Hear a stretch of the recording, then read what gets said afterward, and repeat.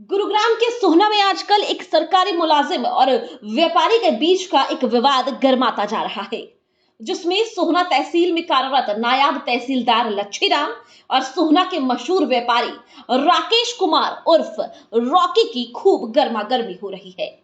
एक तरफ तो नायब तहसीलदार ने एक एफआईआर दर्ज कराई है, जिसमें व्यापारी राकेश कुमार उर्फ रॉकी के बेटे कशिश जैन के खिलाफ आरोप लगे हैं, जिसके मुताबिक कशिश जैन ने नायब तहसीलदार को जाति सूचक शब्द कहे हैं, धमकी दी है, सरकारी कार्य में बाधा डाली है। एफआईआर सोहना के सिटी थाने में दर्ज है। ये आरोप निराधार बेबुनियादी है और इनमें कोई भी सच्चाई नहीं है। ये एक रॉकी नाम का एक यहाँ प्रॉपर्टी का काम करता है और समय समय पे कार्यालय में आता रहता है। इसने एक ज़बानी वसीयत लेके आया था मेरे पास 8 फरवरी को और उसको ये रजिस्टर्ड कराना चाहता। आफ्टर डेथ वो इसकी बहन की वसीयत है और जब इसकी वसीयत में सारी फॉर्मेलिटी पूरी नहीं थी तो इसको कहा गया है और 28 तारीख को एक उस वसीयत के गवाह के एक एफिडेविट लेके आया है मेरे पास। यहाँ जो है कि लगभग 11 सवा 11 बजे थे। उस टाइम में कोर्ट कार्य कर रहा था तो मेरे पास यहाँ पुष्पंदर एडवोकेट भी बैठे हुए थे, युगल पटवारी बैठा हुआ था हमारा, और एक डिप्टी कलेक्टर इरिगेशन मेरे ऑफिस में ही थे उस टाइम। तो इन्होंने उसको एफिडेविट को बगैर उस आदमी के मेरे सामने पेश किए तो कराना चाहा। तो मैंने कि भाई इसमें ये वसीयत का एफिडेविट है, मैं इसको ऐसे नहीं करूँगा। और ये इन्होंने कहा कि भाई आप हमारे कार्य को नहीं करना चाहते, अड़चन लगाते हैं। तो मैंने कि भाई अगर जब तक एफिडेविट देने वाला मेरे सामने नहीं होगा तो मैं इस एफिडेविट को नहीं करूँगा।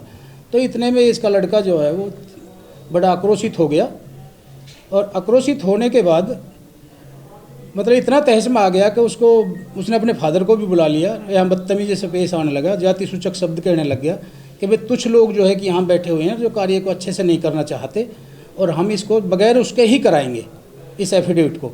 तो बीच में पुष्पेंद्र एडवोकेट और इन्होंने उसको टोका भी कि भाई ऑफिस में आप कहाँ खड़े हो, इस तरीक़ा की जो है। पर मैंने पद की गरिमा को ध्यान में रखते हुए उनको जो है कि जाने को प्लीज़ आप यहाँ से जाइए। तो यहाँ से वो बकवास करते हुए जो गाली गलौज करते हुए चले गए। आपने फादर की करवाई? मैंने फिर उस समय मैंने उसको इस बात को इग्नोर कर दिया कि चलो ऑफिस है, किस मूड में आता है आदमी कैसे। तो शाम को फिर 5:15 बजे के लगभग इसका लड़का आया और यहाँ के कहने लगा कि आपने हमारी वसीयत को जो है नहीं किया और वसीयत जो है कि हमारी बिल्कुल जेन्युइन है। तो मैंने कहा भाई जेन्युइन है तो सच्चाई सामने आ जाए। जबकि उस लेडी ने जो इनकी जो बहन है वो पहले ही ऑलरेडी 2021 में वो रजिस्टर्ड कराई हुई है वसीयत यहाँ। अब जो सब रजिस्ट्रार कार्यालय में रजिस्टर्ड है वसीयत, तो उसको ज़बानी वसीयत रजिस्टर्ड किया जाना जो है कि स्वाभाविक सी बात है कि जब पहले वो डिसाइड कराएं या तो कोर्ट से या फिर आफ्टर डेथ वो यहाँ बगैर किसी सबूतों के जो है कि पंजीकृत नहीं की जा सकती। तो इसके जो ब्रदर है दूसरा, उसने ऑब्जेक्शन भी दिए हैं उसको। हमने उसको 1 तारीख को उसको वसीयत को जो है कि रिफ्यूज भी कर दिया है। और फिर मैंने एक एफआईआर कराई थी 28 तारीख को, एप्लीकेशन दी। तो इसका लड़का ने शाम को बड़े जो कशिश है जो जाति सूचक शब्द कहते हुए यहाँ, तो फिर वो इसको एफआईआर हो गई। एफआईआर के बाद इसने जो है कि इन चीज़ों में दबाव बनाने के लिए, मेरे पर प्रेशर बनाने के लिए, तो फिर इसने आरोप लगाए हैं। और एफआईआर के बाद तो कोई भी आदमी कुछ भी कह सकता है, उसका जो है कि सत्यता की पुलिस जांच कर ही रही है। तो पता ही कल लगा एक यूट्यूब के चैनल के माध्यम से पता लगा है कि भाई ऐसे ऐसे कोई आरोप लगे हैं आपके ऊपर, जबकि 1.5 साल पहले की बात है। तो मैंने बीच में कई बार ये हमारे पास आता है, रजिस्ट्रियाँ भी कराई हैं। तो कभी इसने मुझे टेलीफोन करना चाहिए था या मुझे बताना चाहिए था, या कभी इससे पहले भी कभी एप्लीकेशन देना चाहिए था। तो ये बिल्कुल बेबुनियादी आरोप है, इनमें कोई सच्चाई नहीं है। वहीं दूसरी ओर मशहूर व्यापारी राकेश कुमार उर्फ रॉकी और उनके बेटे कशिश जैन ने सरकारी अधिकारी नायब तहसीलदार लच्छीराम के खिलाफ सोहना सिटी थाने में ही शिकायत दी है, जिसमें रॉकी और उनके बेटे कशिश ने ये आरोप लगाए हैं कि सोहना तहसील में कोई भी काम बिना रिश्वत के नहीं होता है। इसी के चलते उन्होंने हमसे 2 लाख रुपए की रिश्वत ली है, लेकिन पैसे लेने के बाद भी इन्होंने हमारा काम नहीं किया। वहीं जब हमने अपने वापस पैसे की मांग की तो नायब तहसीलदार साहब ने हमारे ऊपर ये आरोप लगा दिया, जो कि बिल्कुल निराधार है। मैडम, मेरे बेटे ने कोई ऐसे अपशब्द नहीं किए। बस मेरे बेटे ने 2 लाख रुपए मांगे थे, जो हमने सवा साल पहले दिए थे इनको, और वो मेरी रजिस्ट्री नहीं हो पाई। वो पैसे मांगने के लिए तकादा करने लग गया तो उन्होंने कह दिया कि तू मुझे धमकाने आया है। उन्होंने मेरे बेटे और मेरे खिलाफ थाने में एप्लीकेशन देकर हमारे खिलाफ एफआईआर, झूठी एफआईआर दर्ज करा दी।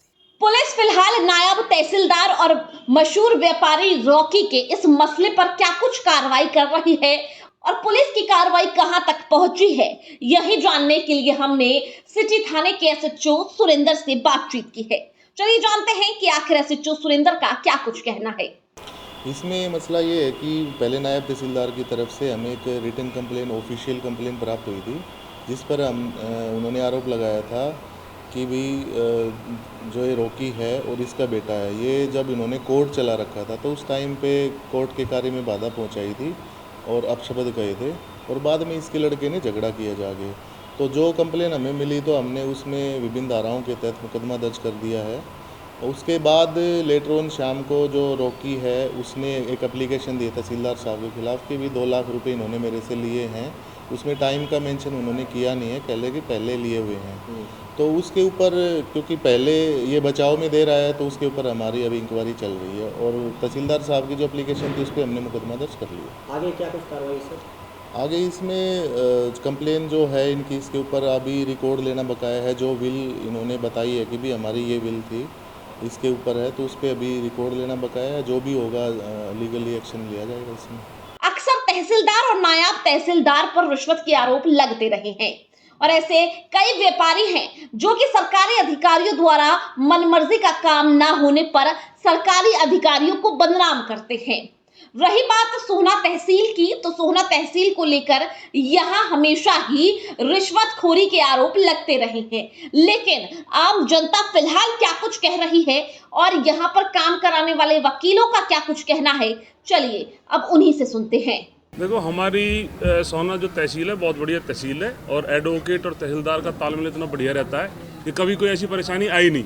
बहुत पहले की बात है, कभी पहले होती थी, लेकिन अब फिलहाल पिछले हम कई साल से देख रहे हैं ऐसी कोई बात ही नहीं हमारी तहसील के अंदर। इतना ईमानदार तहसीलदार, नायब तहसीलदार और इतना ईमानदार जो पटवारी भी रहे ना, ये पटवारी भी इतने ईमानदार थे, आज तक एक नया पैसा किसी से नहीं लिया जी। ये इनका पारिवारिक मसला है। सुनने में आई है कि ये उमेश जी भी मेरी जान पहचान के, रॉकी जी भी मेरी जान पहचान के, इनका कोई पारिवारिक मसला ही है। पारिवारिक मसला है, लेकिन अधिकारी अगर गलत हो तो कार्रवाई जरूर होनी चाहिए। लेकिन इस मसले में आपकी क्या कुछ राय है, ये मुझे कमेंट करके जरूर बताएं। साथ ही इस खबर को शेयर जरूर करें ताकि एकदम सटीक जानकारी लोगों तक पहुंच सके। चैनल को सब्सक्राइब जरूर करें ताकि गुरुग्राम हो या फिर हरियाणा, हर खबर आप तक जरूर पहुंचे। धन्यवाद।